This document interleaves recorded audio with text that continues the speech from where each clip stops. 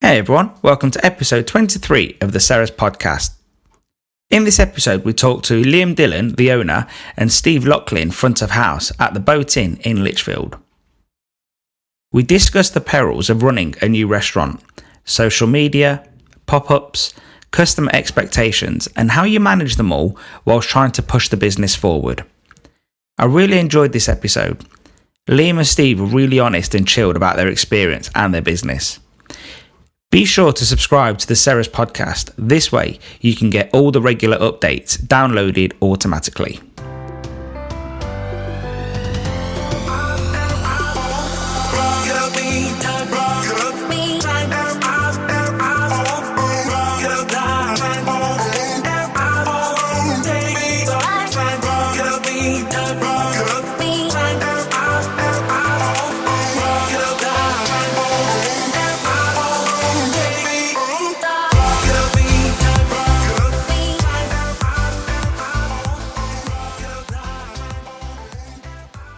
Liam, Steve, we're going to start now, and I just want to say thank you for your time, and because I know you both are really busy, and but it's much appreciated.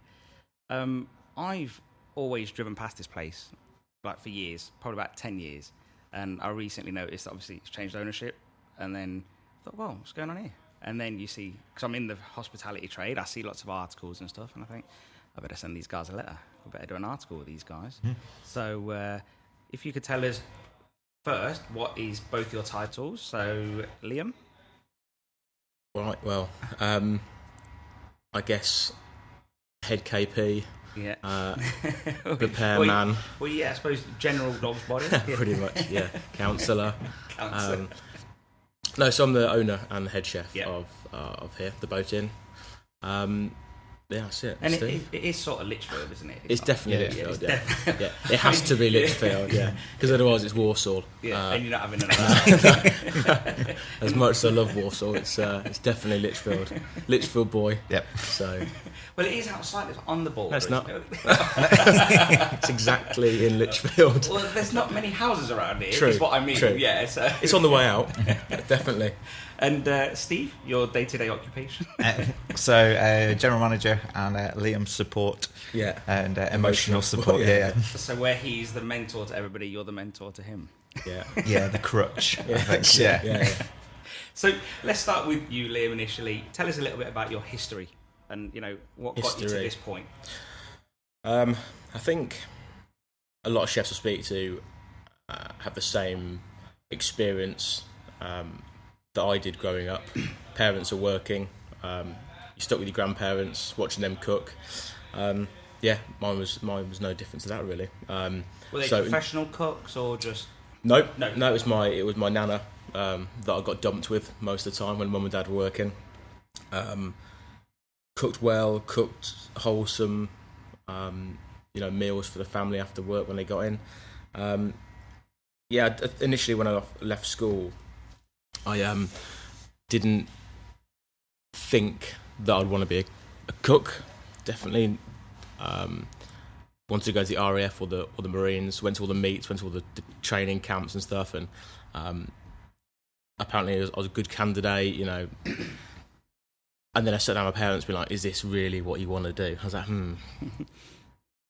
I'll put it on the back burner. I'll see if there's anything else I want to do. And went to an open day at College of Food and fell in love with it. The staff, the people, the whole environment, the team spirit, and just everything like that really. Went from there, went down to London, travelled a bit. Worked for some really talented people and some great kitchens. You didn't do university or anything then, did you? Or? Stayed on at Birmingham to do a foundation degree in culinary arts management, which, looking back at it, was it beneficial? I think it was, but I think you learn a lot more when you're in industry. But yeah, it was good. You really wanted good. To just get stuck in. Yeah, I think quite a few people on my course stayed and did the extra year. Yeah, I'm not gonna write an essay for a year. I'd rather get into industry. So get your hands get back dirty. in. Yeah.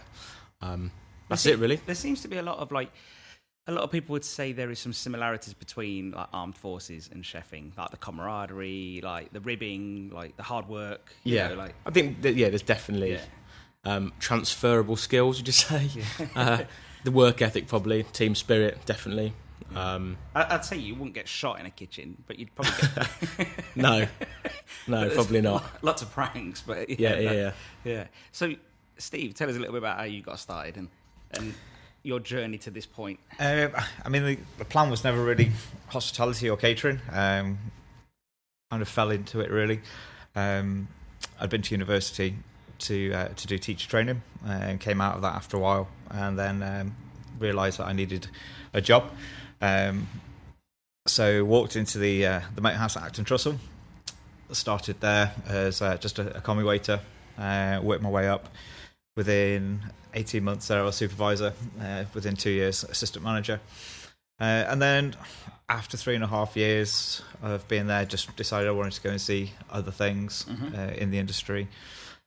Haven't travelled as far as Liam has, mainly around the Midlands, into Birmingham, Staffordshire, I suppose as far north as Manchester. Did a while up at Old Trafford in the hospitality at Old Trafford. But apart from that, pretty much Midlands, based around 2-3 Rosette, Michelin Guide restaurants. Yeah. But I think it's one of the things that becomes a lifestyle as opposed to a job, and you just fall into it, and it's something that consumes you then, and your passion for the industry just grows. Well, you both weren't obviously put off by the long hours and the hard work. Let's face it. Like you know, it's not an easy job, is it? You know. No, well, not so much easy is the wrong word. It's long hours, though. Whatever you say. But I think with any industry, with any job, you get out of it what you put into it. So if you want to rise to the top, you've got to put the hours in to get there. Yeah, that makes sense. And this is exactly the same, isn't it? So. So how long have you been in now? Here, April. Yeah, so, it was April. Yeah. So just 4 months. Good, and you enjoy it. You've got to say that. I've got to say that. He's sat over there. Yeah. Yeah, I love it. If there was a camera here, you'd see. I love it. Yeah. You're not shaking or anything. Yeah, get off my arm. You can, sort him out later. So. 10 quid, is that it? So Liam, tell us about you did all of that. You've worked elsewhere and you sort of earned your stripes. Let's say, what sort of what made you want to come back here? What was it with this place? How did the boat inn come along? I've always since I started in the industry, again like a lot of other cooks, the dream is to have your own place, own project, own thing, and trying to be the master of your own destiny, as it were. Lichfield. I grew up in Lichfield. Never cooked in Lichfield. Never really cooked in the Midlands. And I was looking at a site in Birmingham. I was thinking that near home, going to be busy, easy to find cooks. And I was looking at it, and the amount of money I'd need to open a restaurant in Birmingham was just fucking nuts. Yeah. Before I even opened the doors, before I even served a dish, the money was just crazy. Didn't really want to borrow a ridiculous amount of money because didn't have the bollocks probably. And I was looking closer to home of other sites. Do I really need to be in Birmingham? No. Could I do something out of Birmingham? Yeah, probably. And then I was just looking on the internet, looking around, and I saw the boat. It was for sale, and I was like, that's interesting. Looked round it, the family looked round it, and we just thought this is perfect, So you got them to sort of have a look while you were still working somewhere else, did you? Yeah, I was just doing temp work in the area, really. Just getting as much money as possible, buying, vac pack machines, pans, pots, and all the stuff that if I did do pop-ups and things like that, I've had everything I needed. And then luckily, the offer was accepted. We managed to do it as a family rather than having to get anything too serious involved, really. Yeah. And then we're building it slowly building, and it just felt right as soon as it kind of in the negotiations. It just felt right that we could make something work here. It feels like yours as a family, rather than nothing to say that there's anything wrong with the other method, but I was chatting to a guy yesterday a few days ago, and he's got a little restaurant in Berkshire, and he just says, I don't want that whole big thing. I don't want all those investors involved and the stress and the hassle. And and I was talking to another guy in London who's got restaurants, and he was saying, I've got a board of directors. And you ain't got that, really. Well, you've got family, and that probably feels like that to some degree. Yeah, yes, definitely. But, to have that, you've probably got, it doesn't say that you won't have a place in Birmingham in a few years' time, but in the meantime, not that that's the goal either, but it's just that you want to start somewhere with a bit less.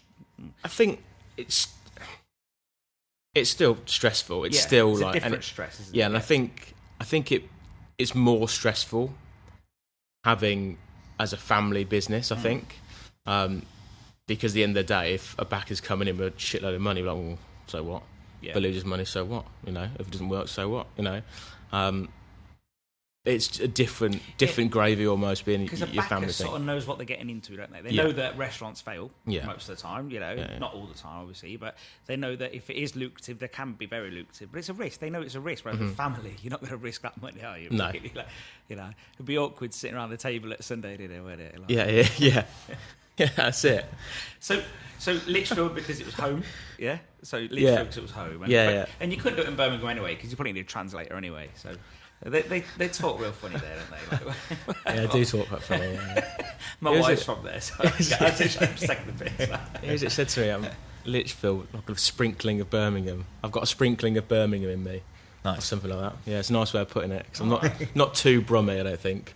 Yeah, it's hard to get that accent out. Like I'm telling you now, like my wife hasn't lived there for 15 years, give or take. No, maybe 10 years. No, 15 years. And our son, who's never lived there, has a Brummie accent. And it's just how lucky. Oh, yeah. And just like, privileged. I can't do it. I just can't do it. Like I just look at, she's like, yeah, what? I'm like, nothing. I just keep looking the other way. So, right. So if we look at Lichfield, what's the food scene like? And then if we look wider, it's obviously Birmingham. We know there's a lot of activity in Birmingham. But what's Lichfield like? God, I think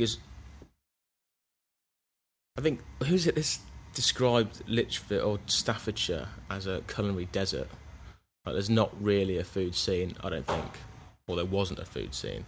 There's lots of independents that are doing their own thing and doing well, and doing some wicked stuff. But I wouldn't say there's a real food scene. I think it's growing, definitely growing, and I think we're a massive part of that. It's starting to do like street food and all that sort of stuff in the centre, and I mean, like you say, there's never been anything that stood out really around here. Everyone heads into Birmingham, so it's really nice to start building that name around Staffordshire of something special going on. Because you're so close to Birmingham, let's say, people think, well, if I'm going to treat myself, I'll go Birmingham. But whereas there's something here that he's probably probably trying to get that into people's heads a little bit to some degree, isn't it? Yeah, and it's nice now that we're getting people that are coming into the dining room and they're saying, usually we'd go into Birmingham, but we don't need to go into Birmingham now, so. It's nice that we're starting to get that competition. Joking aside about the location, you're really well placed because you've got Walsall, you've got Tamworth, you've got Birmingham, you've got all these feeding areas that feed into this area. So, it's half an hour for me, and I'm in just next to Tamworth. And I bet it's half an hour for someone in Birmingham, and probably 15 minutes for someone in Walsall. Outside of Walsall. Yeah, I mean, I'm Stafford, and it's like half an hour. It's nothing. Half an hour from Stafford, so yeah. So I think you're really well placed. You've got a big car park. People can come and it's just works out nicely, doesn't it? So the food scene is up and coming. Obviously Birmingham a bit more so, but obviously you're still connected. Whatever we say, it's still that same sort of thing going off. So Steve, here's a question for you. What made you want to join Liam? I've got no more money still. He's giving you lack of choice. No, I think obviously I was aware of what was going on over here when I was in my previous job, mainly because they beat us for Restaurant of the Year last year at Taste of Staffordshire. Whoops. So sort of knew what was going on over here. I suppose that sort of pricked the interest even more as to having a look to see what was going on over here. I think for me, as soon as I had the first meeting with Liam about what was going on here and what the ambition was, I was sold. Yeah, and I think that's it. It's the sort of place that you have to buy into the vision of. The vision's exciting. The vision's definitely on the way up. and for me, it was a case of it's a place that I can go in and help put my stamp on it and help to develop it. And if Michelin come knocking, we're not going to do a Marco and turn them away. But how good would it be to have your name on the team sheet of we achieved this? Yeah. And I think for me, wherever I go, I have to feel like I can put my mark on somewhere. Yeah. And from talking to Liam, he needed someone to come in and take control of front of house and take control of certain aspects so that he could have the freedom to look after the kitchen. And yeah, I mean, he's not fired me yet, so obviously I'm doing something right. But so because you look after all that, Steve. Yeah. He knows your work. I made sure I was in charge of HR. Yeah. So obviously, if we look at sort of awards and stuff like that, I've written down a few notes. You've had some recognition from the Michelin Guide. What was that exactly? What did they say? God, I can't remember. I think Very it's memorable. the roadside eatery, or once roadside eatery. Yeah. I can't remember. I think so. Let's just say recognition from the Michelin Guide, top 50 gastropubs, Midland Food and Drink Hospitality Awards, and it's only a short amount of time though. So you're on the right track clearly, and people are starting to respond to the efforts that are being put in place. So how do you go about sort of like if we're honest, you want Michelin recognition, and there's nothing wrong with that. I think we have Michelin recognition. Yeah, For me, exactly. Well, that's you have already, and obviously they're going to keep coming back. So I think, how do you put yourself in that trajectory? The business is 2.5 years old. Yeah. And in that 2.5 years, it's been ridiculously hard. So lucky to have the place anyway, and to kind of have my own restaurant really. Just got sidetracked so I could see the guys in the kitchen. But I didn't have the luxury of, right, we're going to open a restaurant, we're going to buy a site, we're going to close it, we're going to refurb it, we're going to open the doors, and this is what we are, and this is what we do. It was from that roadside eatery, it was, I can't remember what day it was now, but it was like, right, Tuesday, it's theirs, Thursday, come in the morning, pull their card machines out and put mine in, and that's it. It's yours. You carry on from here. I remember going home with a cash drawer. I was just exhausted. I couldn't really be asked to count it in the restaurant, so I just stuffed it in my car. I wasn't lying, to be fair. And drove home and just sat in my room with this cash drawer being like, fuck, like, just how do I cash up? How do I do this? Or what have I done? Like seriously, what have I done? And that's when I'm like, right, I've got to sort this out. So from that day, everything was changing. Every day would change something, ripping stuff around, moving stuff, throwing things away. And the guests were coming in being like, where's the blackboard? Well, actually, that blackboard is still there then. Why's the food changing? Who's that? What's going on here? People have been eating like 10 years plus. Regulars, like. Yeah, being like, what are you doing? This is where we eat. You can't do that. Place, yeah. mate, yeah. Where's this, that, and the other? And sorry, going back to recognition of what we're doing, it's taken 2.5 years to get a strong team here, that understand what we're trying to achieve, and I'm so happy now. I feel like now we're starting. Yeah. This feels like your starting point almost. Yeah. 2.5 years in, I feel like now we can start to really do stuff, which is exciting, but also frustrating because the main thing that moves a business forward is the staff, the team. So we're just going to keep making that team stronger, and just trying to make the business solid first of all. That's the main game. If there's no business there, then it's just pointless. If you have to keep putting money in. If the awards are nice, if they come, they come. You want them, obviously, but if they come, they come. But you're not going to do stupid things or risk the business for them. Exactly. Yeah. I mean, it's amazing to get the recognition of what we're all trying to achieve.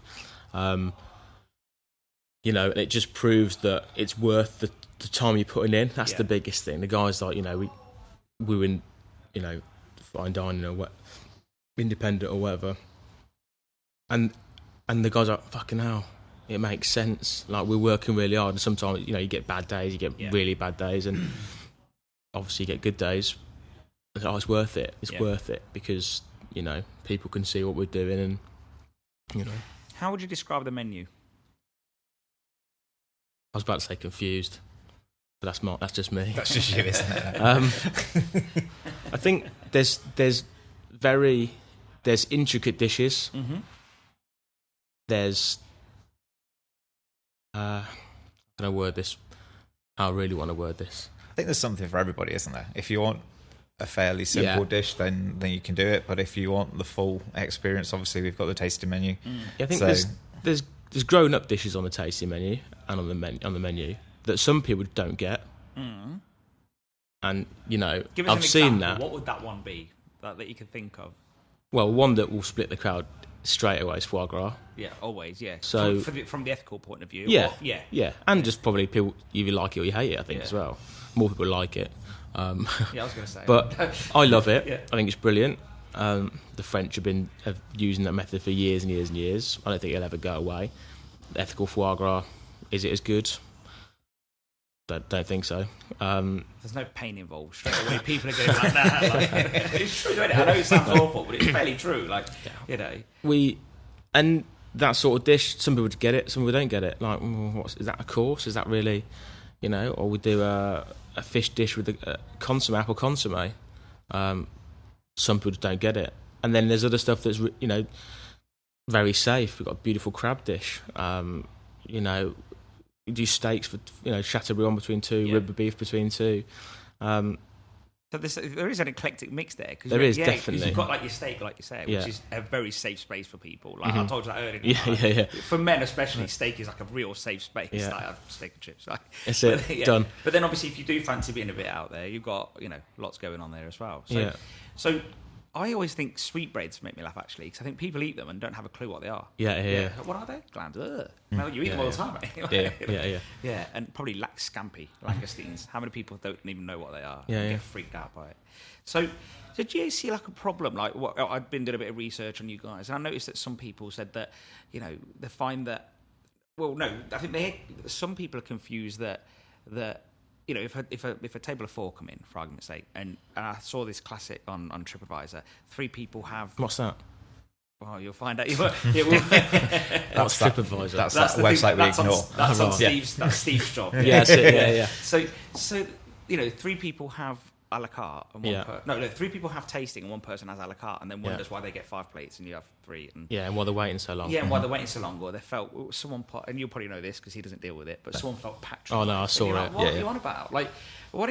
Well, if you felt patronised, I would have. Well, I can't say, but I felt like saying you felt patronised by the people you're with. Like, not the restaurant. You know, and again, a bit of common sense there. Like, you know, if you're all having tasting menu, you're all having tasting menu. But I think we always explain to people that obviously there's going to be long gaps. There's reasons why restaurants say no. Unless the hotel was having it, you can't have it. Yeah, I get that, but I don't want to be that person. I don't want to be that restaurant because, you know, we are a roadside restaurant. You know, I want to bring people in. I want to feed people. We want to look after people. I mean, I put in the reply to that obviously we had a lady come in a few weeks ago who wanted a cheese and tomato sandwich, so we served it. Yeah. So at no point are we going to patronise people for. No, I think when I read that, and I like to read these reviews, I felt like she felt patronised by her own table. You know, she probably don't want to admit it. Yeah. But that's probably what made her get on TripAdvisor. Yeah, it was your mates looking at it being a bit tight on, you know, having the taste of Well, menu. What is that with that? You know, it's just the fact that was she just being different. Yeah. You know, and that's the other thing. You see that a lot sometimes, don't they? Like, you know, I've got to be different. You know? Well, now you look like a knob because you're sort of sitting there. Yeah, and she didn't get chips, and she didn't get her chips that she wanted or something. Yeah. Was it chips as Yeah, well, she wanted chips, but I saw the review. Yeah, I can remember that day. It wasn't on my check. That's for sure. So it's your fault, Steve. It normally is. I just think something like that. Maybe someone's better off saying, look, you know, it's going to be a bit silly if you're mismatched. You're all eating together, like. But I've got a bee in my bonnet now. Now you've brought up TripAdvisor. Well, don't worry. Because I got another one as Moving well. on. I got another one. We've got time. What did they say? Oh, Go on then, get it off your chest. no, it's fine. We've got time though. So, you know, what's interesting is I noticed that you obviously when I pulled up in the car park that, you know, you rear your own chickens. You know, you've got beef drying, you've got micro herbs. Like, how do you see that progressing in the future? I would like to do as much or grow and handle as much of the food that we cook here as possible, really. Yeah. Whether we can achieve it, I don't know. There's 2.5 acres of land behind the restaurant where the chickens were. We do have pigs on there, and I want to develop that, and the family want to develop that as well. Whether it's a market garden, all the base veg, or we've got more to get more chickens, we get pigs. It just helps with the running of the restaurant as well, having that sort of stuff. Definitely growing your own base veg, that'd be awesome. Yeah. But again, I've got to focus on what we're doing here first. Anybody got green fingers? They're not Steve's job. Like, should he not be doing it? Or No. Steve's like, I'll just do TripAdvisor and the HR. Yeah. So somewhere there, you'd probably say let someone use it like allotment people. They're always on a shortage, and as long as they do you a deal on the stuff that you get back initially, at least the ground's being worked, I suppose. Yeah, absolutely. That's a good idea. I haven't even thought of that. I was being selfish. Yeah. I want to do it. Oh yeah. You see, I've learnt my lesson there, because I remember when I first moved into our first house, I had a huge garden. Yeah. And I went and got I went to the wood merchants and bought loads of wood, and I built these huge frames that I was going to grow veg in. The only thing that grew for it was the grass that was under it. I never did it. So sometimes you're better off just letting other people do it. At least you get what you want. I do try. I mean, we've got a porch at the front of the restaurant where I'm trying to grow things in there to make it look nice, as well as just get a few bits and bobs with funky stuff. There's just flies in there at the minute. The courgette's died, shriveled up. Got one courgette flower. I was like, boys, put this on the... We'll use this as a snack. For one person. Yeah, Rich is like, who? Which person's going to get this one courgette flower grown, chef? And there's someone peeled it wrong and binned it. Yeah. So, overcooked it. Yeah, that's it. Knackered it. Oh well. We'll get another one next year. But yeah, no, I think... I've got guys here that, Jeff... KP, handyman, just wicked old boy, looks after us all. He wants to work more outdoors and that sort of thing. So we started giving him hours maintaining the place, and he looks after the chickens, he feeds the chickens, he looks after the coop. He loves it now. It's nice outside. Yeah, it's funny actually. He's got a Paddington Bear rain jacket last year. It's quite funny. Getting blown around the car park. But I think he's something that he would be able to maintain and help with and enjoy that sort of thing. So, but they've got to make sure the business is working first, and then we can start branching out. And, So how you do a lot of these sort of pop-ups, guest evenings, competitions, whatever we call it, and how important are those, do you think, in today's world of sort of restaurants, or is it just while you're getting off on your feet, or is it just the new thing? There's lots of different reasons why we do it. Yeah. Primarily, it's income for the business. Yeah. And you're not going to beat around the bush and be it's nice to have other chefs coming in. It's passion. Yeah, it also gives me a chance to test other things. Yeah. Be a bit more off the wall. But then again, it is good to have people. The next one we're doing is Tom Shepherd, head chef of Adams. Yeah. Awesome bloke. Grew up in the Midlands. I think I met him last week. Okay. Yeah. He's already done one here before. Yeah. But the people that will be regulars at Adams, maybe that like Tom's food, would then be like, oh, you're going to go to Lichfield and do a pop-up. Oh, we'll book in for that. The next thing you're kind of building your guest structure, and they'll come from Birmingham. Oh, we'll go try the boat this week, rather than when, and that helps. I used to work for Will Holland in Ludlow. He did a pop-up last year, and a lot of his regulars booked in, and now they travel from Ludlow to come and eat here. So it does... It broadens the base. Yeah, there's awareness of what we're trying to achieve here, that people wouldn't necessarily be like, oh, let's just try the boat. Yeah. So, income, growing the business, it's good fun. It is good fun. I do enjoy them, and the guys that come in enjoy it. What are the challenges with that? And let's just look at Steve for a second here. Steve hates it. Why do you hate it, Steve? Because it's his day off. That's why. And he's like, all the staff are moaning at me, Liam. I was like, oh, for fuck's sake. Like, no passion. They've got no passion there. No passion, no. So what do you see as the challenges then, with that sort of thing? 'Cause obviously there's lots of benefits, but there's definitely challenges, sure. Yeah, I think from a service point of view, I think because we've tried different formats as well, haven't we? So we've tried booking it in as normal restaurant tables. We've tried doing it more banquety style, so everyone comes at the same time. And yeah, we've got a supervisor comment about that as well, didn't we? Yeah, it's just getting the logistics of that right. Yeah. So whose service style do you match? Theirs or yours, or just somewhere in the middle, or is it a bit? We it's do very ours. much ours, isn't it? Yeah. It's very much ours. It's our, I suppose it's our territory, isn't it? So. And I wonder if that gets on people's nerves a little bit from a service point of view. Because if they're used to someone else, the other chef, their service style and how, we'll get into it later, obviously. But if they're used to that, then straight away they're slating you guys, aren't they? And they're never going to slate their chef that they like. I've noticed that pattern. You see, yes, yeah, like it's always yes. They don't, because I think that everyone bundles themselves into these teams, don't they? Yeah, he's our mate. We've come to see him. Right? Yeah. And it's just like.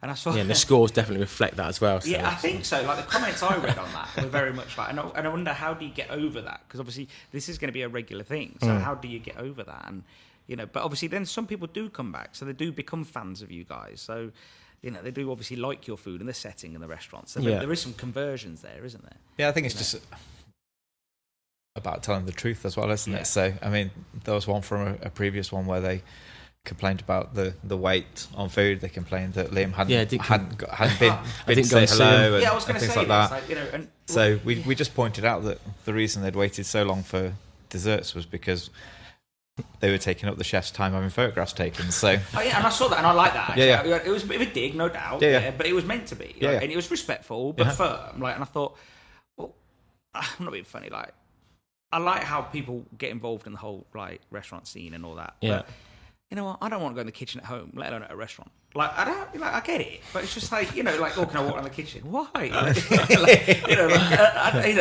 So I think that's half the problem, isn't it? And I remember reading a story about Bains, and he said that his lad recently won MasterChef or something, didn't he? Yes. Yeah, and he was saying people they're like, you're in the middle of service, I want to take a photo. And he's like, we're in the middle of service. And I'm like, for me, I was saying, actually, if you want to stay till until we close, have a drink at the bar, then you're more than welcome. Yeah. But to actually say mid-service, that's a bit I don't know, But I think it's where's the fine line between? We're jumping ahead a little bit, but it's fine because we can always reroute this. But where's the fine line between experience and restaurant meal? Because I think they're interleaved a little bit. And people want an experience all the time. And, it's different if they're just coming out to eat and it's lovely and it's nice. That was a nice meal. But now they want it to be an experience. I think how for do you me, juggle Steve, that? anyway, it's on a Wednesday evening. I want people to have an experience, but I also want them to come and have dinner. Yeah. I don't, it's a catch-22, isn't it? Because you want to build something is an experience, that's a nice place to go for your birthday, your anniversary. You want to treat yourself, but also I want people to come here every week. I want people to come, a couple of times a month. So are they going to have an experience on every time they just pop in for a steak between two, or it's? I suppose to some degree, it's an experience, whether it's negative, positive, neutral. But when I say the word experience, probably not doing the argument some justice. I think they actually want it to be like going to a theme park, that type of experience. Yeah, I always say to people, it's got to be a memorable experience. Yeah. That's the thing, and hopefully a positive one. And I think especially with what we're aiming for, what we're trying to achieve here. I always say to new starters here, I don't want people to come here for a meal. They can go to a chain and have a meal. It has to be above and beyond that. Yeah. It has to be an experience. And I think if people, whether they've come in and had a bowl of chips, or whether they've had a cheese and tomato sandwich, didn't get their chips, or didn't get their chips, or whether they've had the tasting menu, it's got to be the best bowl of chips or the best cheese and tomato sandwich. I get that. And if they don't walk out, for me, if they don't walk out to the door saying, "Wow, that was amazing," we failed. But that's okay, because what you're saying, it's based on service and food. Mm-hmm. But then when you're losing points on, let's say, review aggregator websites, because Liam decided or couldn't, one of the reasons, whether he wanted to or not, couldn't come out and take a photo with somebody, that's a bit like, that's where it's all pinning I on... couldn't be bothered, by the way. But I was leaving it open to anything. That's like, what they said. Yeah. I Okay, you couldn't be bothered. Sorry, Clearly, I was a bit pushed for time that evening. Do you get what I mean? Like, if I was going to give you a 5, the food was excellent, let's say, but you didn't come out and say hello to me whilst I was having like dinner at lunch. Like, I don't know. Like, I've upset you, but unknowingly. I think the thing is, people, if you put that on TripAdvisor and other people read that and they literally look at it and say, okay, they've marked them down because Liam hasn't gone to have a photograph taken with them. If I read that, my initial reaction would be, what a knob. Yeah. At the end of What do you mean, Steve? I mean, there's enough pictures of Liam online and everywhere else. We'll get into the team. So you can, you can just like Photoshop yourself into one of the pictures with him. But it's everywhere, isn't it? I know we're using Liam as an example here, but it is like you see this theme everywhere now. Like, and I think that. But it's that argument, isn't it? Chefs have become like a little bit like famous rock starry. You see it all over the place. Everyone wants to be. Let's look at the other day. Tom Akins has like 500,000 followers on Instagram. But that's pretty epic. Like if you think like he's not a musician, he's not someone, and he's probably not on TV a lot either anymore. So you think, well, it wasn't a lot anyway. But you think 500,000 followers. Marcus Waring like 3 million followers on Instagram. Like you think, whoa, like that's mental. Like it is crazy, and. I just don't think they could even do a full shift in the restaurant anymore because people would want to take a photo with them every 5 minutes. Like, because you guys have all become sort of like, it's almost like this, whether it's local, whether it's infamous, whether it's celebrity status, whatever, like people want to be, so then for you to lose marks over that, it just feels like, well, that wasn't because of the experience. That was because you never got a photo. And, Short staffed on the stove, soz. You just give me a couple of minutes. Yeah, and that's the other thing. Because and I say hello. Yeah. Well, and dripping with sweat. Hello. Everything all right? Was your meal okay? Yeah, great, thanks. And then she got to get back in there. So you spent 3 minutes of idle chit chat, and then said, "I've got to go back in." Like, really sorry about that. And you think, like, I'm not being funny. No one's that interesting to like rock my boat in 3 minutes. Like, do you know what I mean? I just, so. Maybe it's different because I'm from the industry, but I think that, some of those themes that I saw was the chef didn't come out. How dare he? Like, I was too busy cooking somebody else's food. He didn't want to burn their food. Yeah, and then someone said that their duck was rare, and I was probably thinking, well, it's probably too busy taking a photo with someone else. Yeah. But no, it's just, I don't know. But, so the I really want to review someone else's job. I'd said this before, I always want to go into like... If I had time, I would have set up a review site for like the accountants in Lichfield or something like that. Mate, honestly, like, I bet I was in the waiting room and it was beige. It's just like but one out of 5. I bet someone does it. Andy Haler was saying, the guy Andy Haler, restaurant reviews. He was saying that this. Well, like, he told me privately, but it's out there for everyone to see. There's people that review car parks. There's people that review doctor surgeries. Like, and this is on TripAdvisor. Like, the doctor didn't come and have his picture taken. I think they all died at the boat. But you read it, like, why would you possibly like review a car park? I was in Birmingham 2 weeks ago. Yes, the emergency stairwell stunk of piss. Did I go and tell everyone? No, it is what it is. Why not? That's how they're supposed to smell. Because now I know not to park there. I'd be worried if it didn't smell of piss, to be honest. But it's just like this whole need to tell everyone everything. Yeah. Like, and actually, I do think I agree with you, Steve, to some degree, that there is some people that will just read that review and just roll their eyes. I think, like, come on, get a grip. But I think there is others that will read that and be like, "Oh, chef didn't come out." I think the problem as well is that a few years ago, TripAdvisor actually like gave a shit about what was being put on their website. Yeah. If a bad review came up, you could phone them and you could say, "Look, this is a load of rubbish. Yeah. Can you do something about it?" And they would investigate it and they would remove them. They've now actually put a disclaimer on the bottom saying that it's the view of the independent guest, not actually TripAdvisor. So that's basically them washing their hands, going, people can post what the hell they like, and we're not going to do anything about it. So I complained about one once, and just got an email back saying no, it meets our requirements. Yeah, and then it just said, don't worry, if you've got good reviews, then people will look at those and realise, and not that won't hold so much weight. It's like, well, it's just ridiculous. Yeah. It's like, if it's a total lie as well, it's just like, oh well. I saw someone saying the other day, like, there should only be reviews with receipts. Like, you know, Yeah. like put a receipt, put a photo of that, and at least, you know, there's proof there. Yeah, like, yeah. Yeah, but that still doesn't mean they're good at reviewing.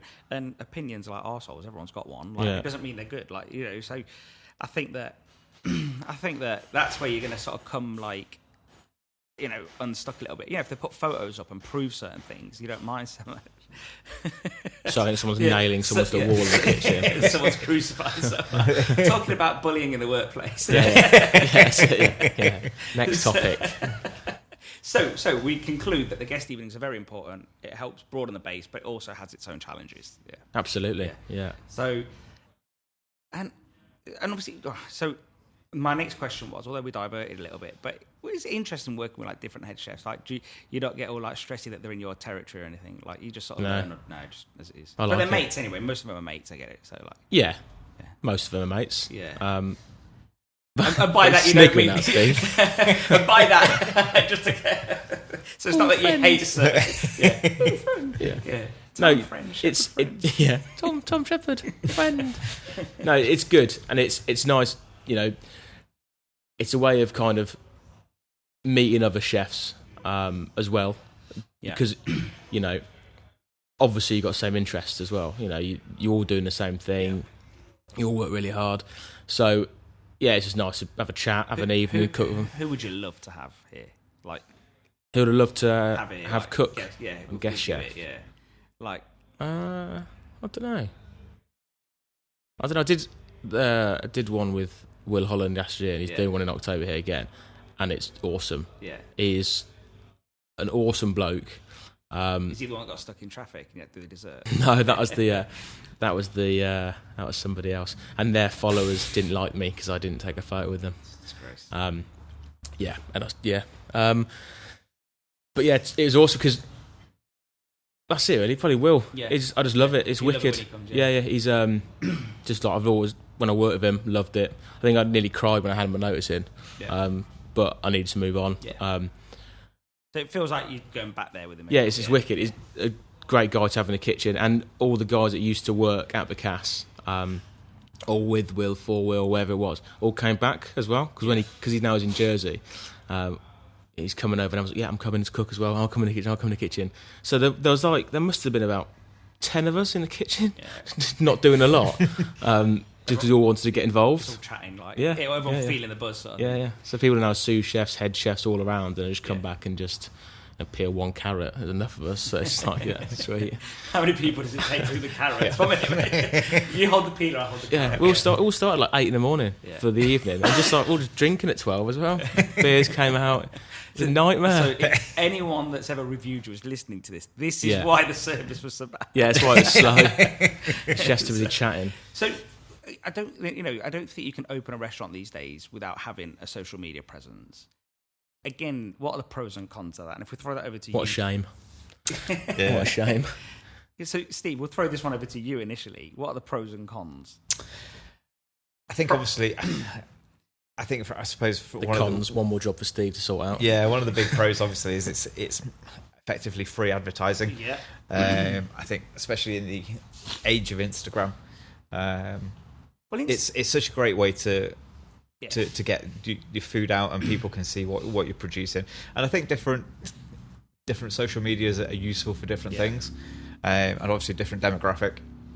Facebook has very much become I suppose an older demographic. Yeah, everyone's parents are on Facebook. Yeah, and as soon as your parents sign up to something, it's not cool anymore. So everyone goes to Instagram. So you go off it. So no one wants your mum following you on Facebook, knowing what you're doing. So it's very much, I suppose, an information thing. Yeah. For Facebook, if we want to advertise a promotion or an event, Facebook and Twitter are the ones for that. If we just want to do like a snapshot, so a new dish or a new member of staff or something like that, then we'll head towards Instagram for that. But it's very visual. Yeah. And we tend to find as well that we get the biggest interaction via Instagram. So if we post something on Instagram, but then at the same time we then link that to our Facebook, we seem to get a bigger interaction from guests at that point as well. But yeah, really, I really important. And and it's so good that people can get involved in your social media as well. So obviously, we'll actively encourage people to tag themselves and share things. Tag a mate. Yeah, definitely. So, have you ever had it where it gets a bit negative-y though, where people sort of like jump in, or has it always been all right on social media? We've done all right, I think. Yeah. Don't get too much grief on those platforms. No, but again, I think younger. I'm sure we can soon. We just silence and hide them. Delete comments. Yeah. But on Instagram, for example, if they're younger, they're more into what you're doing anyway, aren't they? They're more, and yeah. So, but I think Instagram especially is very visual, so it's good for restaurants, isn't it? But you don't get really like annoyed about people taking photos and stuff like that, because you see some restaurants where they don't like it, do they? No. Yeah. Don't really mind. It's just up to them, up to the guests, isn't it? If they want to take a photo of it and send it to their mates, that's fine. Do you ever get anybody come to the pass, like taking photos when you're trying to like cook and stuff? Like, Yeah, one lady did actually. Yeah. Recently, she came to the pass. I was like, I was plating a table of fire or something like that. And I was a little bit annoyed that the garnish wasn't coming up quite quick enough. And this lady just put the camera in my face, like, "Hi, you all right?" She didn't say hello. Like, no, nothing. Just bang. I was like, right, cool. Yeah. I was like, do I smile or just carry on? I don't know. Just caught me off guard a little bit. But no, if you want, that's fine. It's a bit like trying to do your job, innit? Like, would you go up to a tarmacker in the street and be like, nice. So moving on to like more industry wide things, like you mentioned that you did a couple of stages when you were sort of like do you think they're important? Would you say would you say everyone should sort of do one, or would you say just do a term and then go elsewhere? Or depends what you want to achieve, really, and depends how interested you are in what's going on. I think for me, from the moment I stepped foot in the industry, should we say, I've been obsessed with different guides, what chefs are doing, who's working where. So for me, stars at Noma, the time the best restaurant in the world. I wanted to go and see what the fuss was about. I wanted to go and see what they were doing and the attitude towards the food. And for me, it was very important to see what was going on. You just pick up so much from different ways of working, how they treat ingredients, to how they run the service, and it's really important. Yeah. But like I say, it depends what you want to do. Not everyone in hospitality wants to. Don't get me wrong, they want to do a great job, but not everybody wants to be what we class as the top of the job, do they? Like, some people just want to come in and do their job and do a great job, and they're happy with that. Like, they might not want to go to all these top restaurants. They just might want to just work local and keep it like that. Mm-hmm. And you've got to respect that as well, haven't you, really? Absolutely, yeah. People are different, I wanted to go and see what was going on and who's working where, and this head chef, that head chef, how many stars he got, how many rosettes he got, or who's got that, where's he moving to. And it's just like, everyone seems to know everyone in the industry, because people move around, and but it was just interesting for me, who's getting what star, who's on top of the game, what they're doing. So for me, it was doing those stars and moving around and looking at things and just broadening what I could work with, really. So one thing I have learned, because I did put it in my questions, and the question was, does it exist for front of house staff? And I found out, obviously, that it does. Yeah. And is it something you've ever wanted to do and never done, or? I guess so. I think it's one of them things where you never stop learning. I think for someone in my position now as well, it's still something that would be really interesting to do. Yeah. I think you've just got to pick where you would go and do it. In my previous place, we sent people to from the Moat House. We sent a couple of lads down to Adams in Birmingham to do 3-4 days each. And one of our head wine waiters went down to work with Sinek at Purnell's. Gained great experience. So I think definitely something that benefits for front of house as well. And all three of the guys who went and did them came back brimming with ideas, brimming with confidence. And we definitely saw an improvement and a difference in their performance when they came back. So, Liam, they handed notice in. Oh, did they? Oh, great. No, I'm joking. So, Liam, would you let Steve go and do a stars right now? No, we're busy tonight. I think it's me and my dad speak about a lot, as you can imagine. mainly money and That's what happens. where's it going. But one of the things we're talking about is doing just that, is getting the business to where it needs to be, and then having a business partner that you can send off. They can go off for a month, and bring back more ideas, because you'd never stop learning in this industry. It's always going to keep moving, and if you just sit and do what you want to do and don't, with quite blinkered, it's not going to work. So kitchen side, definitely I would like to send one of the guys out for a month, what it is, then I'll go off and do one, and they can cover the restaurant. But we do the same thing front of house. But I think for the time being, we're still very delicate, the business, and we can't, exactly. That comes first. As soon as we can do that, it's something I definitely look at. It's important. So this is for both of you, really. So what makes good hospitality? Well, Steve. Yeah, I know this is more your forte, clearly, but how would you define it? I think people need to. I think the first thing is to realise that there's a difference between service and hospitality. Service is very much what you do, and I think no matter what level you work at, the end result of service is the same. And it's the plate moving from the kitchen to the table.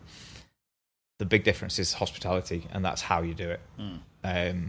Whether it be a chain pub to a 3 Michelin star restaurant, the difference is how you do it. The biggest thing about hospitality is that you greet people into your restaurant as you would into your home, and they need to have that relaxed, warm, gooey feeling when they're in. No one should feel uncomfortable, even when looking at the door thinking, I can't afford to go in here, or I'm not dressed right to go in here. It should be very much a case of everyone's welcome. We're not here to judge people on if they come in flip-flops. Especially dress code. It's one of those now, isn't it? Yeah. And I think the whole face of restaurants and fine dining has changed so much. People want more relaxed styles of dining. So I think it's very much about people feeling comfortable, people feeling relaxed. And where do you draw the line on dress code? I'd be interested to know there. I don't draw any lines. So if I came in with I don't know, Speedos. that is probably a drawing line. That'd be a line. Let's face it. Leah, really? Full swimming attire. Snorkel. I read this article. Miller and Carter, obviously, they're a chain, and they always say you've got to be smart-ish, or casual, smart casual, what they call it. I don't know. And I remember once we'd be doing some work at the house, and I just threw on a fresh pair of tracksuits, but it was smart. It wasn't pretty never that smart, is it? It's clean, put it that way. Yeah. And the guy just comes over to me and goes, "I'm really sorry." He goes, I won't say anything for now, but next time, can you just make sure you wear jeans? I was like, "Yeah, mate, it's just no worries here."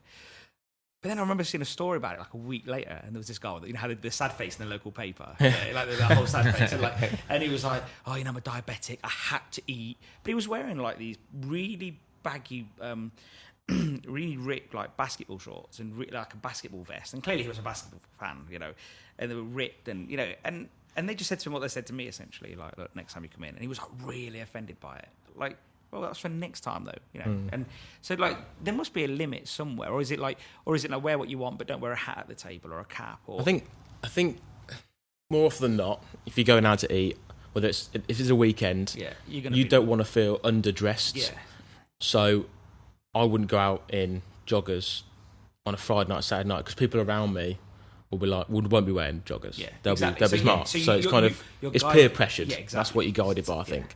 But if I came here for lunch, I'd wear joggers. I don't really mind. Yeah. I don't dress very well at all. So I like to be accepting. Just you're not a gentleman about town, then, are you? No, not at all. I popped out to see my mate a few days ago. In my jeans, I was in the kitchen. He goes, "Look at the state of you." I said, "What? I've been making pasta this morning." Yeah. So there was flour down the side of my. We went to the villa on Saturday, and he got flour down his jeans from being in the kitchen in the morning. I'm mostly covered in flour. I don't really. Yeah. So for me to be rejected eating somewhere for a dress code, I'm blessed. Well, if you've been rejected at McDonald's, mate, something's wrong. Can you put some trousers on, please, sir? But I ate. So you can't come into McDonald's with Speedos. Yeah. I was quite fortunate actually. I went to when the restaurant was closed. I went to New York, met my sister there. First time you met her? Or? No, that was a crap joke. It's all right. It's fine. It's all right. Just let me know next time. I'll work with you. Yeah. Everyone knows I did the jokes, don't they, Steve? Yeah. We ate at 11 Madison Park. Yeah. And it was really, really hot. I didn't have a lot in my suitcase because I was tight. I didn't want to put a luggage in the hold. So I was wearing jeans and a t-shirt and smartish shoes. Just clean trainers actually. And not to work. Yeah. Got his Birkenstocks. And I said to my sister, she took a photo of me outside, and I was like, going back to the taking photos of everything. And I said, I feel really underdressed. Maybe I should have wore a shirt or bought a shirt. Yeah. She said, no, you'd be fine. So I went in, 3-star Michelin. Oh, then you were definitely underdressed then. So I walked in, and they're fine. It was awesome. Really? Yeah, I sat next to a guy in a full leather suit. I was like, I'm fine now. Well, yeah, I feel fine now. Considering he's wearing like his BDSM clothes. Yeah. But no, it was nice to. I thought it was going to be really uncomfortable. Feeling I was underdressed, and I should have made more of an effort. But I wanted to be comfortable. I was going to be there for a while. Yeah. I was going to eat a lot of food. And you didn't want to put your luggage in the hold. That's it, yeah. And I'm tight. So yeah, I think, you should be able to eat wherever you want, really. And I understand old school restaurants, dress code, and that's quite nice. I quite like that. You Gavroche, wear a jacket, you've got to leave your jacket on. I like it. It's cool. But for us here, I don't think, Yeah. It's horses for courses, isn't it? Mm-hmm. And, we try and create that relaxed dining environment. Yeah. So, we don't want people feeling uncomfortable in what they're wearing. As well. And if someone's driving past, they've had a long journey, they're knackered. They're in Speedos. Swimming up the canal. Let's just say that head Speedos. So, do you ever do you find it hard eating out? Do you ever switch off? Are you looking at the service? Are you looking at the food? I'm a nightmare. Oh, yeah. Yeah. If ever I go out for dinner, I'm always made to sit with my back to the restaurant. Okay. Because you're not that guy that's hilarious. Just constantly judging service. You're not that guy that's like, excuse me, I work in this industry. Do you know who I am? I'm just at the past taking photos. Complaining that the chef hasn't come out to have his picture taken. Yeah, that's it, yeah. I'm on TripAdvisor on my phone. So, back at TripAdvisor, it's actually next on the list as well. So by the way, I don't care. Some of these cooking, that's fine. What's worse? Bad TripAdvisor. Reviews or fake reviews? Because I don't really see a difference sometimes. All bad reviews are fake. That's a fair point. But sometimes you see you get a bad review, and if they're honest, if they just came up to you and said, "Look, I read one of your responses, Steve, and it said something like, why don't you feel the need to tell us if it was as bad as what you're saying?" Oh yeah, we didn't want to be those people to complain. Those people, but piss off and sit behind your computer. Yeah, so exactly that. So you're that kind of person. Yeah. But I don't know. Is it the British culture that they're not complaining? Yeah, I think so, and I think people just haven't got the bottle to tell you to your face, so they. Because there was a time when they say that British people just don't like complaining. Yeah. And now if you throw TripAdvisor into the mix, now people love it. They love it because they can do it. It's that safe space. Isn't it? They've got a keyboard and a screen there. But I don't know. If there was a genuine complaint and the chef's not being a dick, he's not saying, "Oh bloody hell, no, I'm the chef." If it was just genuine, it all went wrong, something happened. You guys are going to be fair, innit? You can say, "Look, come in next time or whatever." Blah blah. Here's a drink on us. Have a drink at the bar. I don't know. Whenever I've said something, it's always been looked after. But to be fair, if it's that bad, someone's figured it out before me, or at least before I've had the bottle to say something. Yeah. I think that's the thing. If it's a genuine issue, and it's so much easier if people tell you there and then because you can do something about it there and then. I think we're too honest, or we're too fair. I'm just we're just always something wrong. Shit, mistakes happen. Things do happen. Yeah. And we're just make sure take off the bill. Make sure they're still full. Get them someone else. Just act on it as quick as you can. That's the thing we try to do. If it does happen.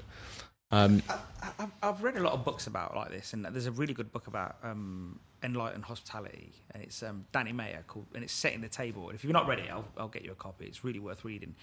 But he talks a lot about serving people well, having a great team and everything.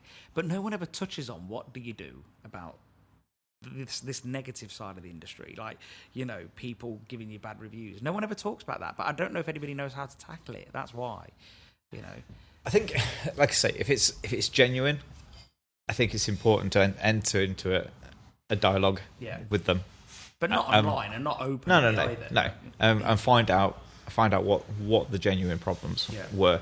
I think from a service point of view, I suppose, and from a kitchen point of view as well. It's like positive feedback is great because it builds team morale. Negative feedback, as long as it's constructive, is useful because it allows you to develop. It allows you to look at, am I doing this right? Do I need to change something about what we're doing? And it allows you to address the situation and retrain if that's the situation. If people are just going to slag you off, there's absolutely no use in that. So don't bother. But again, contact us.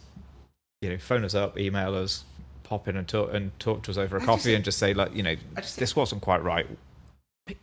But people's expectations, and this goes back to the celebration of the chef to some degree, but people's expectations are so high. Like, when someone puts on TripAdvisor, and I've eaten at Heston Blumenthal's, and that was on one of your reviews, and you're like, it doesn't matter whether you've eaten there or at McDonald's. Just if you've got a genuine review or genuine opinion, hit us up. But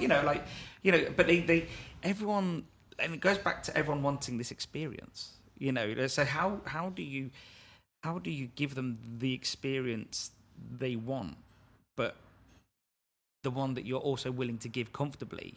Because you can't literally come out the kitchen every 5 minutes, take photos of people. You can't do that. So how do you balance all of this? I think at the same time, guests have to be realistic. Yeah.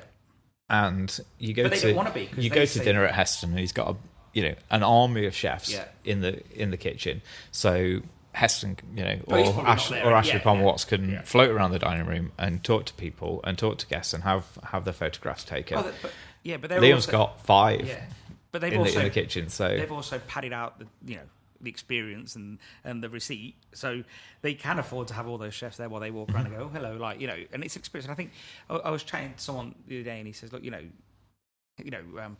not that Heston Blumenthal isn't good, because it's clearly amazing, like from what you see. But people go there for the experience only, and they're going there to show off to like whoever they're taking. So that's completely different. Here you come to eat as well. You go to eat there as well, but you just think it's a completely different thing, and that is an experience in itself. And but I just feel like if you've got this customer's always right mentality, and they think it's right that the chef is at their beck and call, how long before the chef's actually putting the food on the table as well? I don't know, it's a tough one. I don't know. But then, is the customer isn't always right. We know that clearly, and I think that mentality's probably gone out the window a little bit. I think so. And I think it's, we're very much that, the answer is yes, then we work out how we're going to do it. But at the same time, people have to be fair with us as much as we're fair with them. And there's times that we don't get things right, and if we don't get it right, we'll hold our hands up and we'll say, okay, we didn't get it right this time, and we'll recompense for it. Yeah. But at the same time, people have to be realistic with their expectations of what it is, and like you say, we're a roadside restaurant. We're not in the middle of London with armies of front of house, armies of kitchen teams. So the experience is going to be different, and that's reflected in the price as much as anything else. I just think customers' expectations should be high, but just not quite that high. I don't know. I went to Corrigan's in London once, and I didn't tweet about it. I didn't tell anybody. I went to the toilet, and as I was walking out, Richard Corrigan walked past me. I didn't shake his hand, so I just went to the toilet. But do you know what I mean? It's just one of those things. I didn't get excited about it. I didn't say, can I take a photo? I didn't want his autograph. He's a chef. I don't know. Maybe because I just don't see that as a big thing. But maybe people do. Well, clearly they do. Yeah, people do. Yeah. So, next topic. Chef shortages. Chef shortages. Yeah, that's something that's spoken about a lot. So, is it... give us a lowdown on it, Liam. Is it that there's too many restaurants? Is it there's not enough chefs? Is it hard job? What do you think? I think,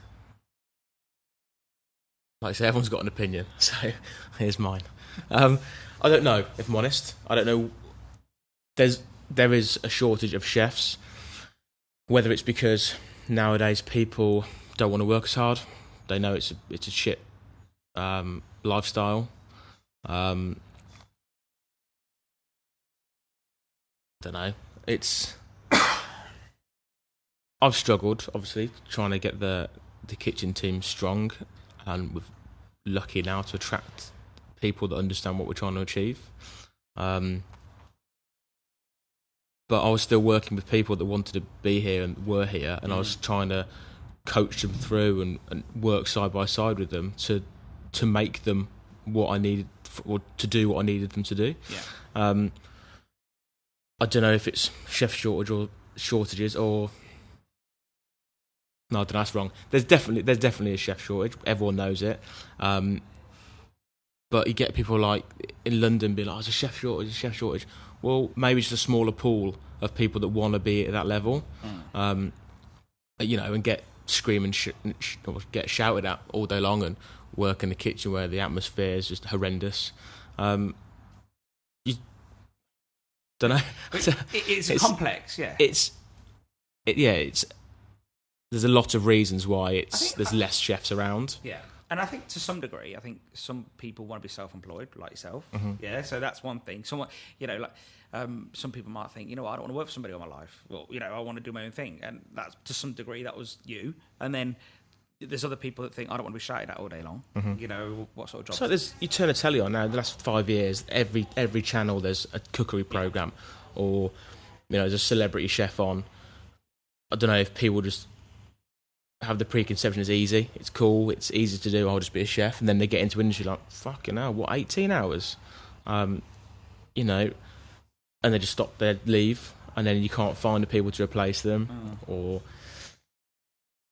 I don't know. Maybe colleges could, I don't know, maybe they do, but maybe they could tell people a bit more about how difficult this is actually going to be. I was at college with a lad, and he went on work experience he actually went to the kitchen of Marcus Wane's kitchen.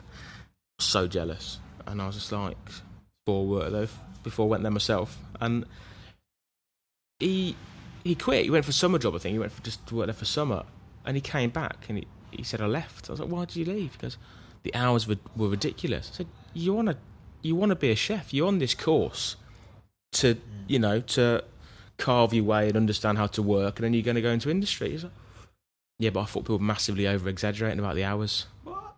It's like, you're a fucking idiot. Yeah.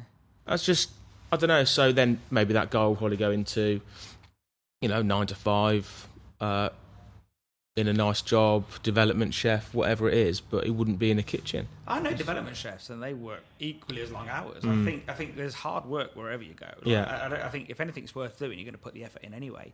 I think a friend of mine, he's a development chef that got 150 restaurants. Like that's his job. And you think he's always working. It never stops. So I don't think the hours is the thing. If you're working anywhere, I think it's not just chefs that work long hours. If we're looking at Steve, you guys essentially mirror those hours to some degree. Yeah. So what's your sort of opinion on it, Steve? Do you think there's? I think I suppose for a while, like the chefing side of things, been like the sexy side of hospitality, hasn't it? And I think that started off with right back in the day of Marco being sort of like on telly and the rock and roll chef, and I think front of house has very much been not in the limelight. And I think when you look at it and you think, how many famous chefs could I name compared to how many front of house managers could I name? Obviously Fred Siriex is doing wonders for front of house at the moment, and the likes of Thomas Cox down at Corinthia. Do you see more people coming in to want to do that job because of that? Do you think? I think whether it's a British mentality, and I think it very much is, that for British people, front of house is something to do whilst I'm doing something else. It's a job for a student. Whereas in Europe, it is a career. And I don't know, to an extent, I still think it's something of an empire complex of, we're British, we should be served, not be doing the serving. Yeah, I see that. And it's I mean, I've been in the industry for nearly 20 years, and Blimey, I know. Why are you still standing? Don't know. These last 4 months have been the hardest, but It's been a longer 4 months. yeah. But they've, you just don't get British people coming in and saying, "Oh, I'm a professional waiter." Where I've had French, Bulgarian, Romanian. From all job, this they've done 3 years at university to be a waiter.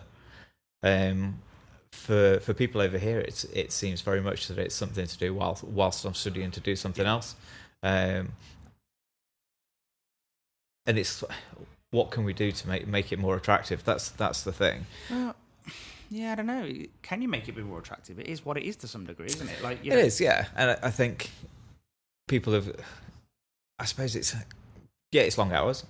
We know that it's unsociable hours, but at the same time, it's one of them jobs where you put the time and you do the training, and you can travel all over the world doing it. You meet amazing people doing it. You get to serve all these fantastic people in different restaurants. So yeah, it's a great career to come into. It's long hours. Yeah, but it's good. Yeah, it's a good career. Yeah. I think one of my many theories, and I have many because none of them are right, I think that to some degree everybody wants to be head chef. Everybody wants to be head of front of house. They just want to come in, finish college, and then have that really fast trajectory to being the top guy or top woman or whatever. Less so with women, I think. I think women are a lot more chilled than men in that respect, I think. But you see it a lot where it's like, I'm going to be head chef. I'm going to be head chef. And you're like, you've just finished college. Take it easy. Yeah. Until you get there, then you realise how much shit you have to deal with. And so you want to be back to commie again. So I'll just stand and polish cutlery. That's fine. You generally find me on a Saturday night polishing cutlery in the back. So what would you both say you love and hate about the industry? One thing each, maybe. You're both looking at each other. Go on, boss. Hey, lots of things I hate about it. Come on, give us one of those many things then.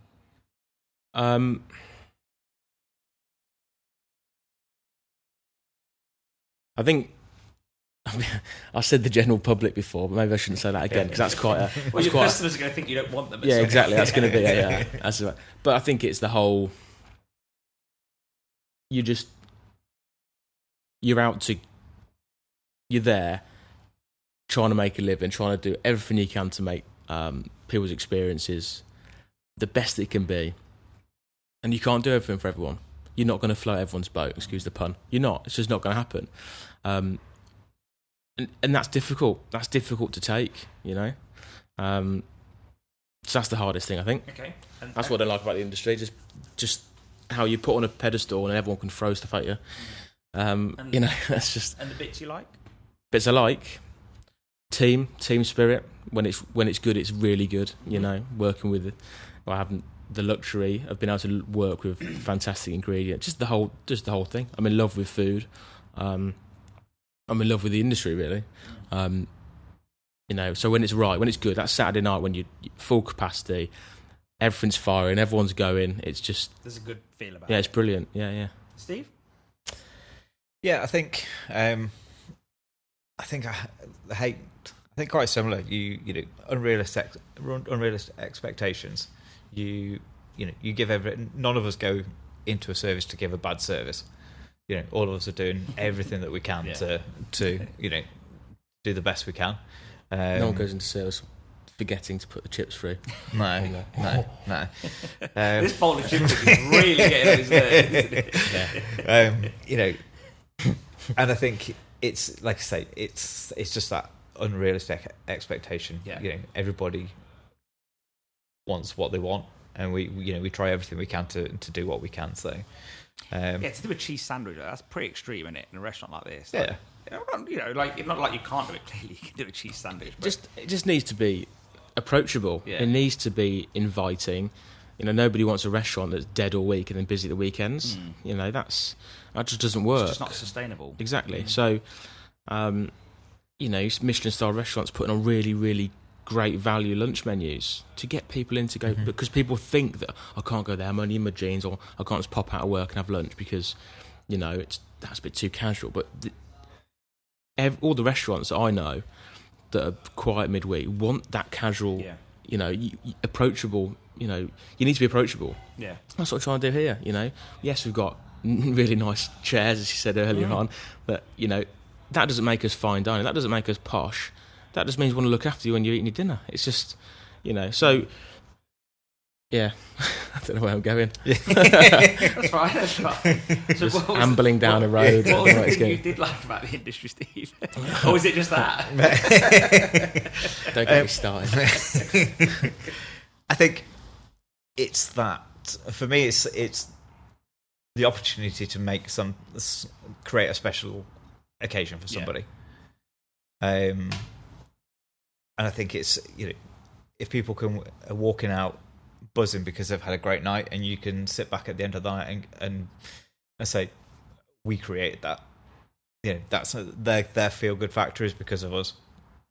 That's everything. That's what we're in it for. That's what, you know, that's what we do it for. And that's that. And then people going to us, they didn't care.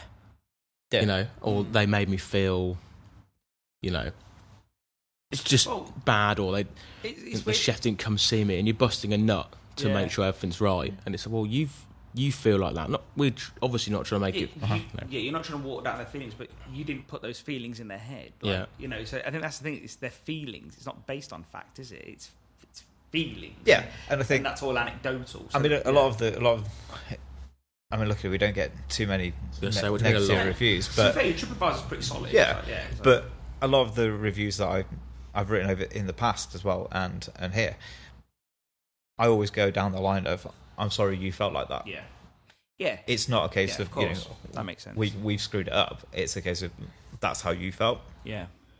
So I think that makes complete sense. I think you can't manage their feelings, but it's weird. I don't know. I just can't get my head around it. But you know, and you've got a lot more positive reviews than negative reviews, and that's the thing. And the other problem is, look at how much time we've just spent talking about negative reviews. You know, and we probably don't give the positive ones more.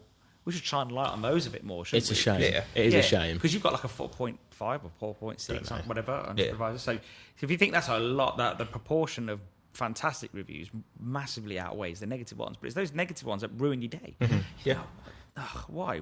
Like, you know, whereas to some degree, someone says to me, I don't comment on any TripAdvisor reviews, good or bad, because I never do it. He goes, and I'll just message them privately if it's a bad one and say, look, come and see us, or if it's a good one, thank you very much. And he goes, I won't have that. I don't want to feed into that.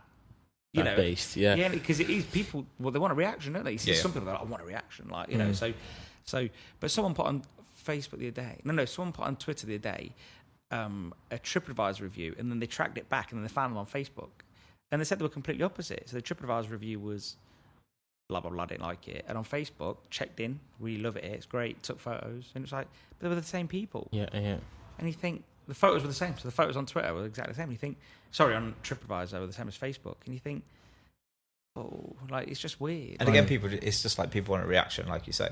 Yeah. You know, I mean, we had a bad one a while ago on Facebook. Wasn't here, was it? Yeah. It was the lady that accused all of our staff of being on cocaine. Oh, that lady, yeah. Remember her. And what's like? I don't think it was all our staff. I think it was just Mike. Yeah, and complained about and complained the waiter smelt. And so you know, calling me when I walk past. Taking photos of table 3. But we actually got to the point where we refused to serve them anymore. Yeah. Well, that is within your rights. Yeah, and you know, you don't go to the doctors and get away with verbally abusing the staff, so don't come to the restaurant and do it. But they did she say? And then she didn't like the dog in the bar, did she? And she didn't like the look of some of the other guests as well. And the comments on her. I think she had a tattoo on her forehead, no? Oh, she had like diamantes up her forehead, yeah. That's the one. And she, but like the comments on her. Like her posts were like, "Oh, great to see you haven't changed. Great to see you still like causing trouble and stuff." You're like, seriously, you just come into the restaurant to cause a problem.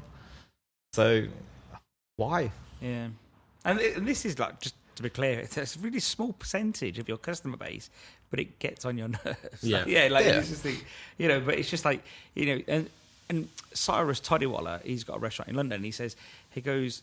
we just need to get back to when people genuinely wanted to go out for a nice meal, and we genuinely want to give them that nice meal. Yeah. And he goes, and that's it. That's where we're at. And he goes, they get what they want, we get what we want. Everyone's happy. He goes, but everyone's got ulterior motives. Like, it's because you care so much, and I mean, Liam, as much as as me, if someone puts something negative on, you take it personally because you're giving your heart and soul to create this experience. What I hate is when you got an opinion, that's fine. You want to slag me off, the team off, the place off, that's fine. But don't tell other people don't go. Avoid at all costs. Stay away. Because that is, you are single-handedly trying to ruin my business. And it's almost like they're the authority. Yeah, they're like, oh, don't go there. Yeah. I went there, I've done it all for you, I've taught them for the team. Didn't get my chips, steer clear. Yeah. Chef didn't have his photograph taken with me. Yeah, after a 2.5 hour drive to make it to my table. Andy Haler had a really good point. He said maybe people should. I think he said, I can't remember if he said it in the podcast or afterwards. I can't remember. But he said when chefs respond to reviewers, he said maybe they should just write it, leave it in their draft box for a couple of hours or a couple of days, and then send it. And I think, what if this works with customers? Yeah. Like imagine if TripAdvisor said, we're not putting this out for 2 days. We're going to remind you in 2 days. Have a think about it when you've calmed down. Like, because it is a fair point. If you go home and you're like, I'm having this, like, sitting there watching Gogglebox, and I'm going to really give them my peace of mind here. Like, and I wonder if there was this system in place where they got a reminder 2 days later saying, we didn't post this. What do you want to do? Yeah. Do you still feel so angry? Yeah, but then we wouldn't be talking about it because it wouldn't be as bad. Yeah. It wouldn't be as interesting. interesting. Because the point is, after about an hour, don't even need 2 days. After an hour, they'll be like, you know what, it wasn't a big deal. Can't bothered. Can't bother. I thought long and hard about posting this review, and then you still posted it. I don't want to be that person. I'll be the other person instead. So, guys, we're going to wrap this up. So, a few more questions. Favourite places to eat? Steve. It doesn't have to be posh. It could be just anywhere you like going. Like, it's just. For me, probably the Ivy. The original. That's a bit posh, Steve. Come on, mate. Like, talk about setting the bar high. Yeah. Sure, the rest of us up. But here. I think it's way too much. I was going to say Nando's.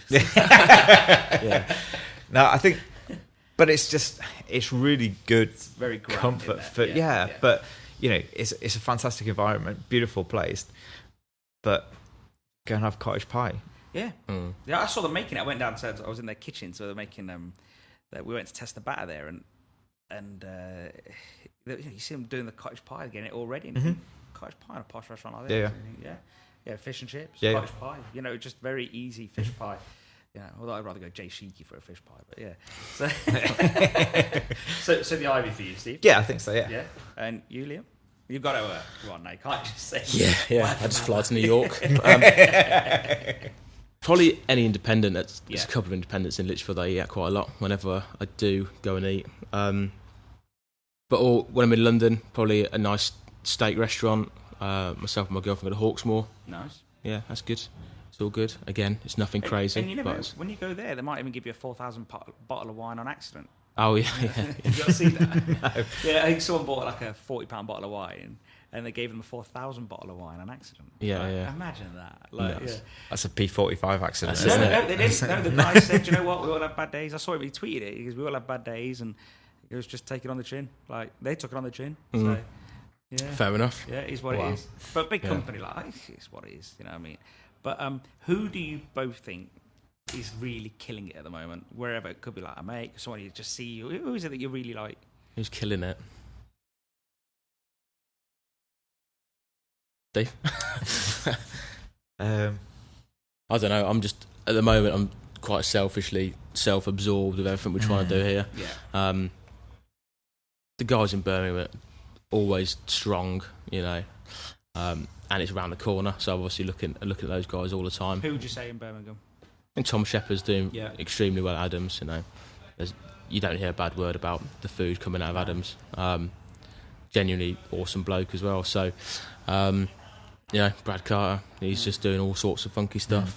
But yeah, those two really, I think. And you, Steve? Anyone you can think of?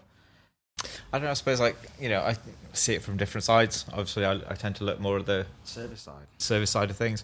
I think people like Thomas Cox down at the Corinthia,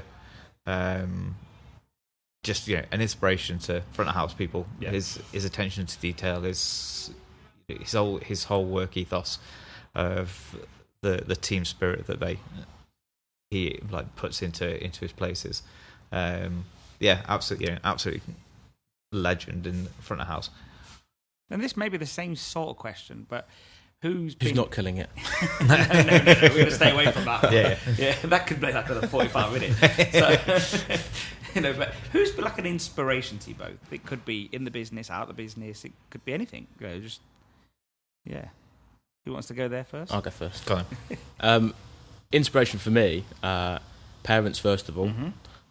Their work ethic is incredible, and what they've done in their, so far in their life. That's out of industry, and then anybody that's just pushing to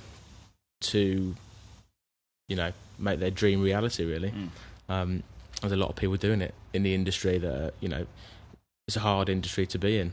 So anyone that's just cracking on, just getting on with it. Anyone that's got past that 3-year mark, essentially, to some degree. Yeah, pretty much. Yeah, and Steve? Yeah, I think obviously names already mentioned, so the likes of Fred and Thomas and people like that. I suppose out of the industry, especially in my position, one of the big things is like leadership and management roles. So I think people like Simon Sinek. You mentioned him last time. Massive influence with regards to how to, especially managing millennials and sort of like the X generation and that's people your like that. job, essentially. Yeah. So, And how do you manage to get them off their phones and thinking about work? And I know that's not. I've just categorised them all really badly there, but that's one of the things that Simon Sinek talks about, isn't it? Yeah, So, and I think it's realising that the fact that they're on their phones so much of the time is down to an addiction. It's social media and technology is an addiction, and it's teaching them different ways of dealing with problems, as opposed to just turning to Facebook and Instagram and what have you, and realising that it's not necessarily their fault. That's how they've been, and. Well, one thing that he says is that millennials and Generation X have been promised everything. Yeah. And they have. Yeah. Like, your life will be better than mine. Yeah. And they get medals for coming last.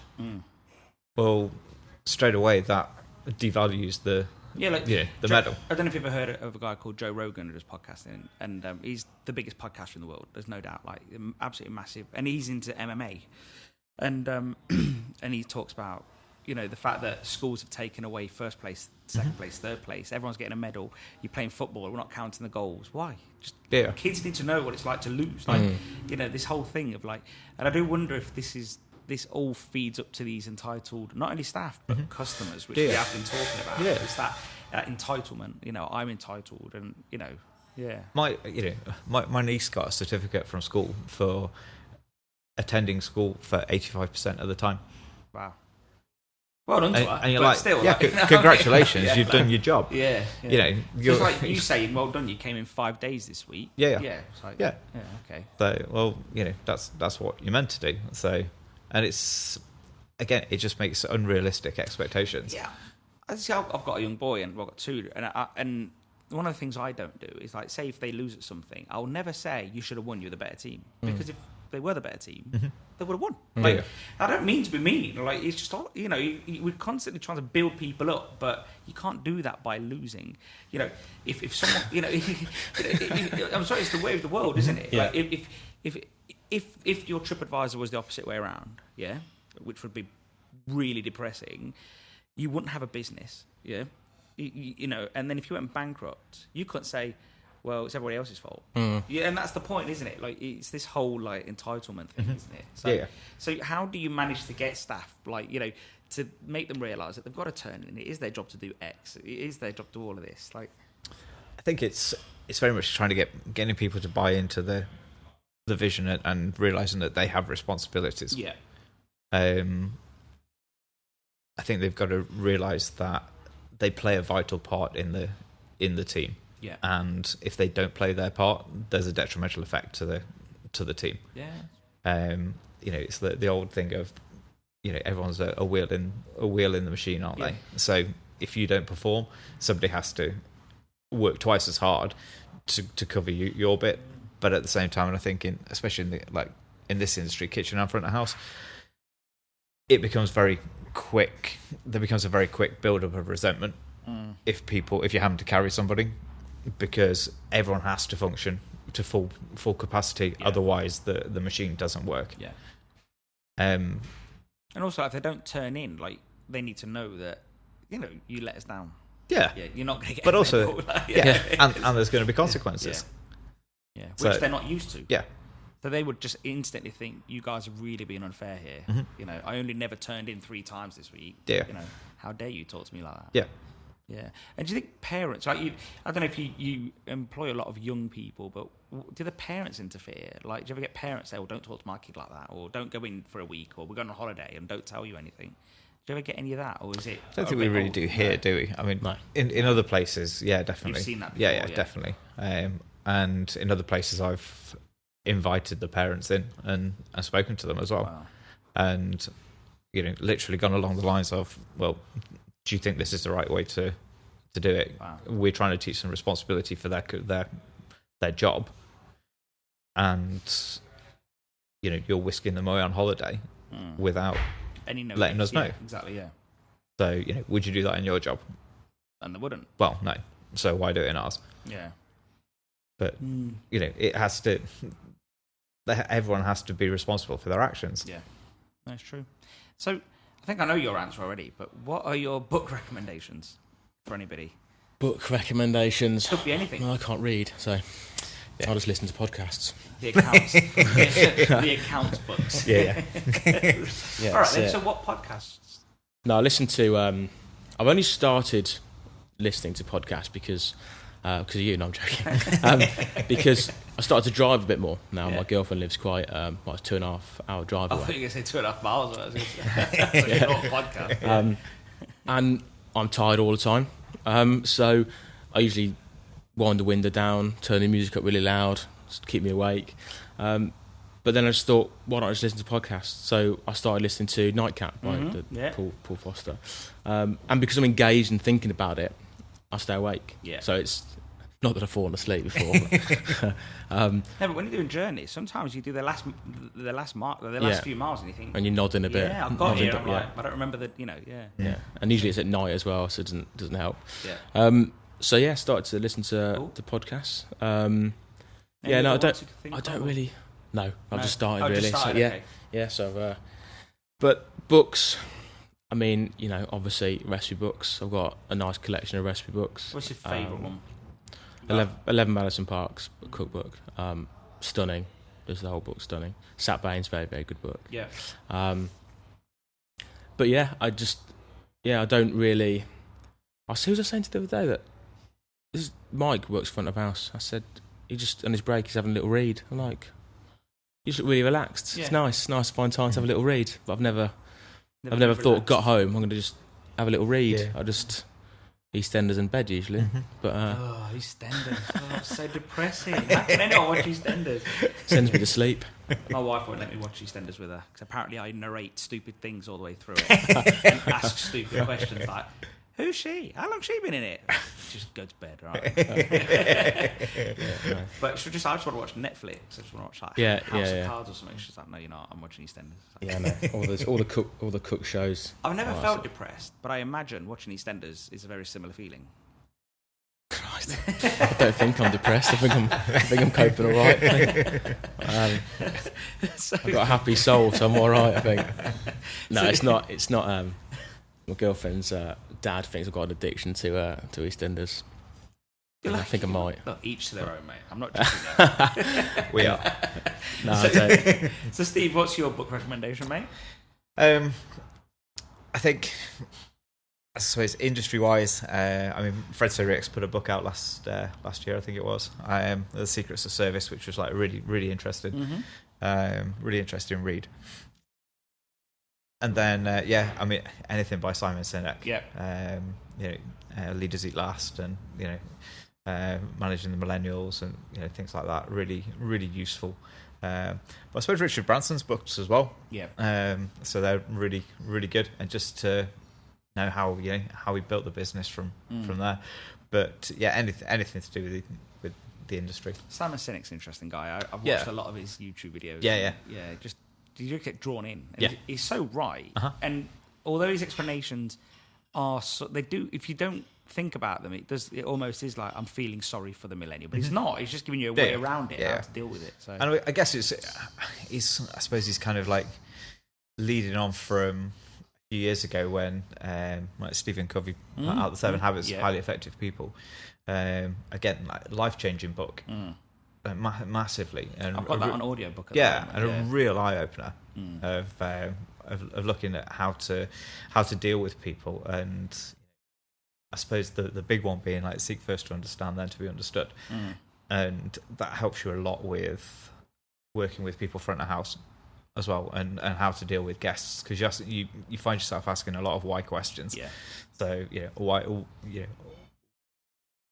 you want to know, maybe it's not you that's annoyed them, but there's something else that's going on. So you try and understand the situation that they're in, or that they've even bought with them. Well, yeah.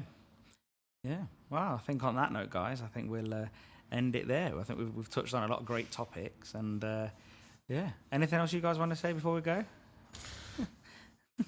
Yeah, this TripAdvisor review about that. Then that's for chips. He's not mentioned TripAdvisor throughout the whole podcast. I know, or Speedos. Yeah, or Speedos. So that's just a shame. People have got more negative to say than positive. In general. Yeah, well, in general, anything. It's like an opinion. Oh, that was crap. Well, or that person's a knob. It's never like, fully having a bad day. Do you reckon they'll say that about our podcast? Fully lovely bloke. No. I think we could probably me and you could just walk off and let him carry on talking about TripAdvisor, couldn't we? Really? Yeah, to be fair, that's what we normally do. Keep it rolling. Yeah. Run out of hard drive space. Yeah. Well, look, guys, on that note, it's been absolutely amazing. Thank you for your time, and we'll get this one wrapped up and out in a couple of weeks. Thank you very much. Thanks a lot. Bye. I hope you enjoyed episode 23 of the Siriex podcast with Liam and Steve. If you want to follow them on all their social media, I'm going to drop all their details in the show notes. I'm sure you'll agree they were really upfront and honest about their day-to-day. I would really recommend eating at the Boat Inn in Lichfield, and maybe go to one of their special event days on the Mondays. The next event is on the 23rd of September with chef Tom Shepherd, and they have 4 planned before Christmas. Don't forget to subscribe to the Siriex podcast. We have some more great content coming soon.